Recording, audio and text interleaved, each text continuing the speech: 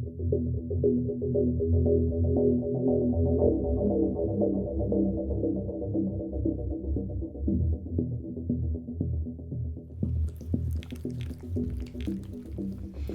everyone, thanks for joining us here at Book Blather. If you're new here, I'm Dave, this is Olive, and we try to have a little fun while we talk about books and sometimes some other things to help spread the joy of reading.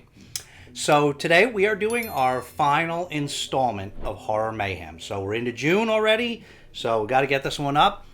If you don't know what that is, what we did in the month of May was there was this reading event called Horror Mayhem where we focused on short horror fiction, and there was different prompts each week and a bingo card, but you didn't have to follow all that if you didn't want to. So we had a really great time again. The second year we did it, we had a pretty successful month for us. Our final week here was, I think, our least successful week of the four.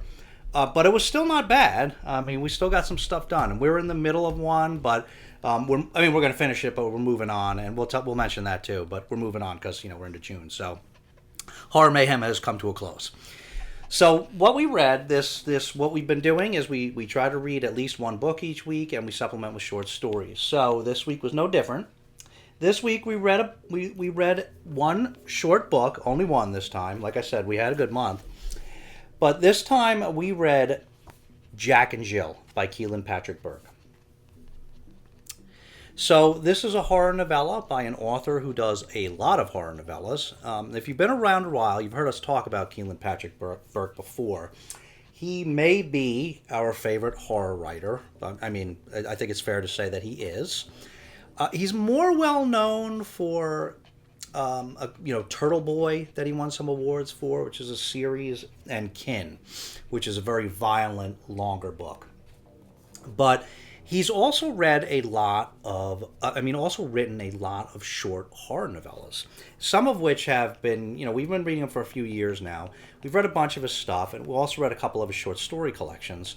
But a couple of these short, he is the master of the horror novella. I think he does a really good job with horror in that short form, and a couple of his have started to become more popular. Sour Candy, which was done, I mean that's a long time ago, and now there's a graphic novel version of it, and I think the film rights have been optioned actually, and Blanky has been getting more attention recently too, and that was around the time that he did this one. This was published in 2017, and similar to those other books. Let me tell you what it's about first. So it's called Jack and Jill because there's basically this brother and sister, and they're Jillian and John, but they go by Jill and Jack and Jill, and they have an abusive father.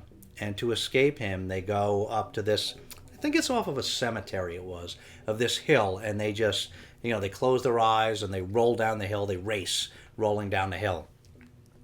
And, there's a tragic event. And so we see the two time periods. We see, some snippets of back when they were children, and then some, most of it takes place today, when Jill is married with her own children, and when you see the period of when she was a child, that tends to be more of like dreamlike. Those were really like dreams and memories in the form of dreams coming back to her, where she's remembering those events and remembering them like a little bit differently. And then today you see her, she's having difficulty with her own family, even because she's still suffering from trauma and nightmares and headaches and things from this trauma that has never left her. And so you learn you learn some of it gives you a little bit about what happened back then and a little bit about what's happening now. And basically, all of it is, it was really good. It was really good, and you don't really see all this stuff coming. And so you find out today that maybe things aren't quite exactly as she remembered them, And so you've got the past period that, is the development of that is pretty interesting, and the development in her life today is pretty interesting. And so, like with all of these, I can't say too much, but each of those pieces was really good. And like the childhood dreamlike stuff, that is where Keelan Patrick Burke can write very good prose when he wants to, and that was that you saw showcased in all these dreams. It was very, very prosaic. Is that the word? So it was very, very flowery, very beautiful prose in those pieces. And then every time he went to the present day, it was, less of that. It was quicker, easier reads. So really liked that juxtaposition, really enjoyed both pieces, and really enjoyed the fact that I didn't really see where either one was going. Very unsettling story, but Keelan Patrick Burke is a master of that. And he is, like with his other books like Blanky and Sour Candy, once again, he does a pretty masterful job of illustrating somebody's, descent into, madness or insanity. And in different ways in each of these books, but definitely illustrates that descent to some extent. And so this was so good, this book. I mean, it was really short. I don't often say this, but I wish this book had been a little bit longer because it was so good, and I was pretty unhappy when it ended. So you will start this, you will finish it right away. You will not be able to put it down.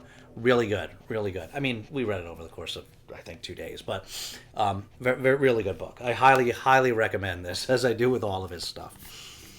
Okay, and then we also read 2 short stories, and if you've been watching us this month, we read pretty much all our short stories we were working at a Stephen King's Night Shift, old short story collection, where most of these stories were previously published in a number of different magazines, typically racy magazines, but then collected in this volume. So mid-70s, most of these stories.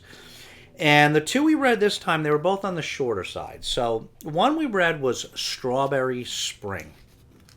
And so both of these stories were decent, and both of these stories had a twist, one which we saw coming and one which we didn't see coming. And I'm not really sure why, but that's just how it shook out. But they were both decent. So Strawberry Spring was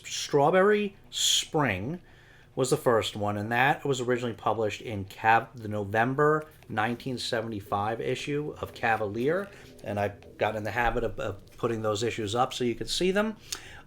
Racy magazine, a lot of these have appeared in those type of magazines. A lot of them were in Cavalier, some in Playboy, Penthouse, but anyway, what that story was about was a guy. So that was a guy is talking about how every 8 or 10 years, it seems, you have this Strawberry Spring, where someone shows up or basically a number of, you have a season where a number of women end up turning up dead over the course of this. I guess it's called Strawberry Spring because it's sort of like a premature spring before winter is really over. And you just get this period where the weather changes prematurely, and so a number of women will end up getting killed during that time. And so our narrator's telling us this about a number of these things happen. It was at I forget the name of the school, but it was at a school where it was happening, and that's all I could say. Short story, but I don't know why, but I saw the ending coming in this one. So, but I enjoyed it. The other one that we read was, what was the name of that one? That was The Man Who Loved Flowers, and that first was published in Gallery magazine in the August 1977 issue of Gallery magazine. I had never heard of Gallery magazine, so I had to look that up, and as you can see, it is another adult racy magazine. So I am not sure why Stephen King published all of these short stories in these kind of magazines. I don't know if it was just easier to get published back then, and that, or I don't, or maybe he just really liked all those magazines. I don't know. If anybody knows what's behind this, if you know the history of why all Stephen King's, why he was publishing all these short stories in these kind of magazines, I'd be curious to see it. Not that I'm hating on those kind of magazines. You know, everybody can read whatever they like. So I'm just, you know, I just find it interesting. So if you know, let me know why, because it's, I was a little surprised by it. And so the Man Who Loved Flowers, what that was about was there was this guy who just, you know, in a really good mood, spring in his step, and he gets some flowers because, you know, he's going to go see, and, you know, people are happy to see them, and he's going to go see his, you know, what was her name? Oh, his Norma, you know, that he's like clearly in love with. And that's why it's such a great mood all the time. And so, and it can't say anything else because it's a short story, but it was good. It was short. It was good.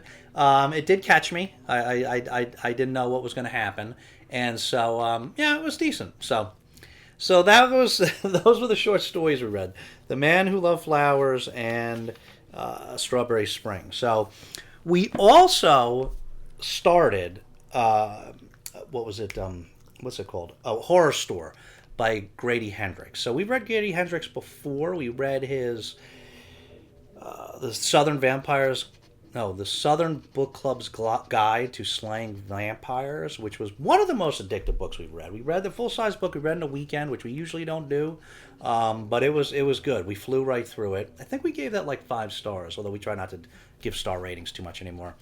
And you know, we got our friend Crystal over at Fiber Arts. He was kind enough to send us a copy of Paperbacks from Hell, which everybody's obsessed with lately. So, you know, we read through pieces of that here and there, and he put that together. So anyway, we wanted to read more by him, and so we decided we'd pick up Horror Store. It's not too long of a book, and Horror Mayhem was still going on. So we're only about a third of the way through it. So, you know, Horror Mayhem's over, but obviously we're going to finish. We're enjoying it so far. We'll just keep reading it as one of our June books, and we'll do it one of our June wrap-ups. So, and that about does it. That about sums it up, right? Short one today. You've stayed alert today. Very good. You did a good job, Olive. We'll give you another little, even though you don't need to pick me up. You've been really alert today. Hey, did you have anything else to say about any of these books? The Stephen King Night Shift short stories? I know you didn't really like those so much, but did you like Jack and Jill by Keelan Patrick Burke? You liked this one too, right? She liked it too. She thought it was really good.